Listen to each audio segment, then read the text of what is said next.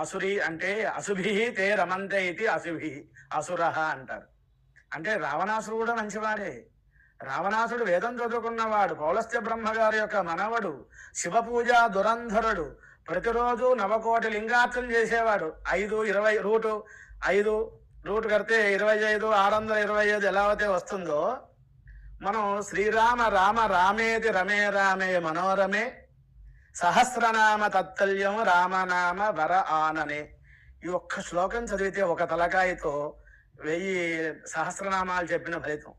మరి రావణాసుడికి పడుకునేటప్పుడు ఒకటే తలకాయ ఉంటుంది, యుద్ధం చేసేటప్పుడు పూజ చేసేటప్పుడు 10 తలకాయలు ఉంటాయి. మనం ఒక శిరస్సుతోనే 1000 నామాలు చెబుతుంటే వాడు 10 తలకాయలతో చెప్పేసేవాడు. అప్పుడు తడవకి 10,000 లక్ష అయిపోయేది అనమాట.